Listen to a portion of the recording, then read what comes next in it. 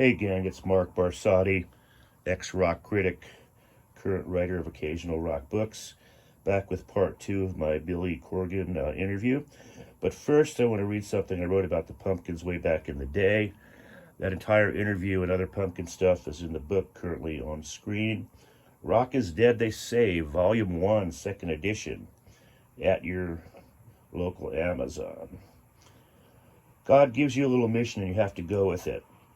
No, this isn't a slogan shouted by Jimmy Swaggart from the set of his new TV gig, Trolling for Trollops. It's 24-year-old singer-songwriter guitarist Billy Corgan explaining the motivation fueling Chicago's Smashing Pumpkins. I stood unexpectedly awestruck at the back of the garage last January when Corgan and crew, guitarist James Zia, bassist Darcy, and drummer Jimmy Chamberlain blitzed the standing room crowd with their brand of feedback-drenched guitar gymnastics and moody 90s psychedelia. The place was so packed you could barely...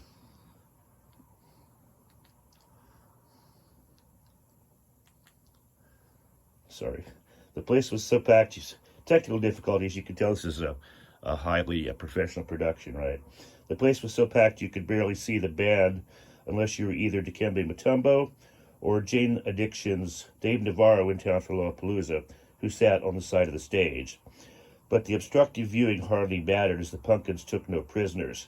It was one of those rare nights when a band you knew next to nothing about absolutely destroys you. And with that, here's Billy Part 2 from December 3rd, 1991.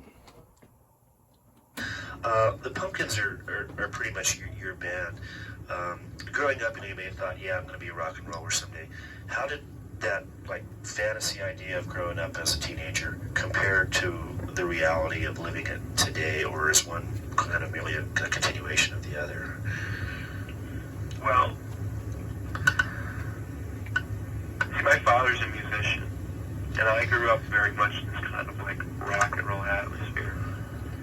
So before I ever played guitar, I had very negative attitudes about what rock does to families and people, and especially the drug aspects of it. And so for me, a lot of the trappings and the cliches of rock, whatever, had already been taken out of it. That's not to say that when I started playing, I still wasn't hoping that it would get me laid, you know. Yeah. I mean, as a 15-year-old, of course. Hey, great, this will give me some chicks, you know. But as I've gotten older and I look around me, I realize that my life is just way too short and way too important to spend it on debauchery and excess and ridiculousness. And I don't know. In the end, I just it's kind of a simple thing to say, but it becomes a choice between your own pleasure and creating art. It comes down to really kind of a duel between the two, and you have to choose between, say, your happiness on one level, which is the creature comfort and happiness level, and then your happiness on a artistic satisfaction level, and choosing over and over again this kind of artistic thing, you know. I don't necessarily lead this great rock and roll life, you know. So to answer your question, you know, for me, at least with myself, I've taken a lot of the myth, mystique bullshit out of, you know, being, you know, quote unquote a rock star. You know, I'm just a human being who wants to do what he wants to do. I'm in a very fortunate position, but I don't know. It's not that big a deal, really. And when you realize that there's so much else that goes on in the world that's much, much more important than music, you know, people living and dying and things like that, you know, it doesn't really compare. So the whole self-importance aspect is kind of limited too. Okay. Is there a place, though, where sort of the creature pleasure comforts and the pleasure derived from artistic creation can kind of intersect? I think so, but I think you have to be a really honest person with yourself. You know, I'm not a saint. You know, I'm not here to claim myself as a straight edge boy of '91. But it's just like you can kind of objectively step back from your life and realize that, you know, you're alive, your brain is functioning at 100%, and that you have this kind of short window by which to create something that can literally sustain you for the rest of your life, you know? And I don't know, it's like that opportunity seems so important that it kind of overshadows everything. Okay. How did you come up with a name for the group? Or was it just one of those? It was just kind of like out of the air. Popped into the air and you said, okay. There was no band. I just kind of came up with this dumb name. And it was like, oh yeah, you know, Smashing Pumpkin. And I would tell people it was like this mythic band that didn't exist. Yeah. How did you guys get signed with Caroline? It was just kind of your basic, you know, slow buzz. You know, it only took us like 3 years, which for most people, they thought that was a pretty long time. Yeah. You know, it's just, the music business is amazingly incestuous. And, you know, people fucking chat their heads off about what's going on. And I think, you know, in the end, people are always so starved for new bands, you know. They get so tired of bands so quickly. You know, they're always kind of looking. But there's a lot of people who strictly are interested in the new bands and the new bands only. Once bands put out a record, then they're on to the next new band. You know? Right. And that whole network of people, that's what they strictly concentrate on. Yeah.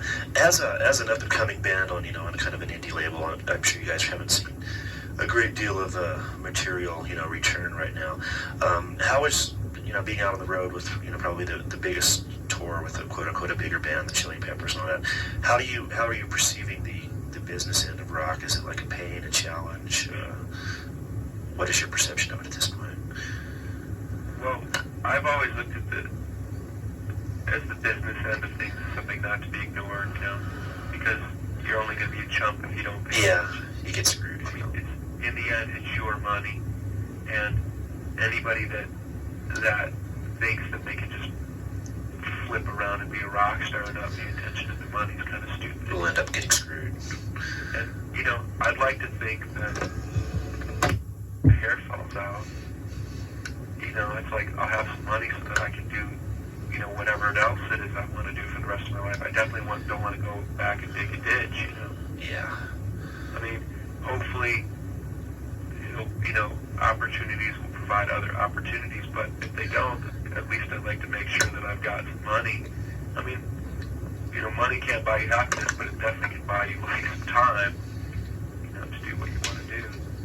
Yeah, you know, the time and opportunity to pursue your happiness. We've always approached the business thing as like, okay, we have to work within this framework, you know. There's no other way around it. It's like one time I told my mother all about, like, I tried to explain to my mother the music business. And she said, after I finished this whole, like, half-hour thing, she goes, wow, that's really fucked. Isn't there any other way? And I was like, no, this is it. You have to accept the system or forget it. You know, it exists, and you either accept it or you don't. So we've tried to really learn and understand why the music business works the way it does, so that we can achieve maximum control over it. Because in the end, I mean, you know, you're still somebody else's puppet, but at least you can get as much out of it as you can. You know, album cover, artwork, who produces your records, all those things. And we have control over all that, and those are the things that matter to us. Right. Okay, one more question on the business end. We'll get into the music a little bit more.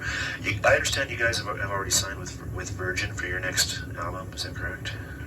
Yeah, it is true, but I don't like to talk about it. It's so silly, you know. It amazes me how much attention is paid to that. Okay, well, as you say, it is, you know, part and parcel. You have to do the business end to be able to do the other end, but we can leave that off. I guess on Gish, you wrote all the songs except I Am One, which was written by you and James. Is that correct? Do you plan to keep that much creative control in the future, or give more to the other band members? Well, it's not even so much like control as it is that I'm definitely like the visionary part of the band, you know. And when you write a song and it's your song, even if people contribute to it, it's still your song, and that's kind of how we define, you know. That's not to say there's no contribution from anyone. Right. But all those songs are mine, and even I Am One, it's still pretty much considered my song. It's just me and James came up with the music together. It's just the way things work. You know, Okay, I guess. it's hard to explain. You know, it's not like a thing. It's not a problem with us at all. Okay, I guess control was the wrong word. I guess to rephrase the question, do you foresee, at least in the near future, that you will be writing the vast, percentage of the material, or are you going to seek more input and say, come up with a song, Darcy or whoever? I'll let that go. Go ahead. I think with the Pumpkins, it'll always be like 80% me, you know. That's just kind of the balance we have. But there's definitely like more contribution. You'll probably see more co-writing. Okay. A lot of bands that kind of don't try to really go for the market niche, like put on all the makeup and look like this year's version of Poison or whatever, quote unquote, alternative bands that kind of try to leapfrog genres and such. A lot of times those kind of bands, although they're really good, end up slipping through the commercial cracks. Does that, I think I know the answer to this, but does that concern you guys at all, or are you just going to do what you want to do, and if people like it, that's fine? Well, I'm a firm believer in, like, if something's good, people will find it, you know? I mean, absolutely no one predicted, like, the amount of success that we've had. No one. Not our managers, not our record company, no one. And the only person who had faith in this kind of success was me. It may sound like 20/20 hindsight, but I just knew that if I put together a really solid album with a really good song, that and it had an emotional value to it, that people would find it, that people would talk about it, and it worked. I mean, maybe next time out I put out what I think is a great album and it fucking bombs, and I'm an idiot, but I really believe that if you put together something that's fucking real and solid, it'll happen. It doesn't, to me, the thing about us is it doesn't matter if we play rock or psychedelic music. It doesn't really matter, because I believe in transcendence, and I think that in the end we transcend genres. Like you said, sometimes bands like that fall through the cracks. But maybe it's better that they fall through the cracks. Maybe it's better that a band like Jane's Addiction didn't sell 50 million copies like Guns N' Roses. Maybe it was better that they were kind of a secret. Maybe it didn't spoil it for everyone. I already hear kids talking about, like, pondering the question of whether Nirvana is sold out. Yeah. Do you think that's the typical 16-year-old mind? Somehow they feel that all the success that Nirvana is having is spoiling their experience. Do you think that's kind of like an inverse discrimination? We're this insular group and we're into this thing and nobody else knows about it, and then suddenly it becomes popular and it's like, well, since all these other people who are obviously idiots like it, then it can't be good anymore. Yeah, I mean, it's stupid. Something is either good or bad, and hopefully if it's good, then more people are going to like it. And the thing is I think the consciousness of youth is opened up to the point where a band like Nirvana can be accepted by more than just like, your skater kid. Maybe some dumb metal kid likes it too. And maybe that's not so bad, because maybe that dumb metal kid will realize, hey, maybe I'd rather listen to this kind of music than fucking, whoever. Motley Crue or whatever. Motley Crue, Maybe, in the end, it'll turn things around so that, what is called, alternative music becomes a little more mainstream. And yeah, maybe that'll dilute it, like it's diluted rap or something. But, fuck, would you rather have people listening to better music than, like, programmed music? I would. I don't know. It never killed things for me for something to be successful. If it was good, I liked it, and I didn't care how many people liked it. But that's just me. Yeah. All right, that wraps up part 2 of Billy Corgan, 1991 version. We'll be back in the not too distant future with part 3.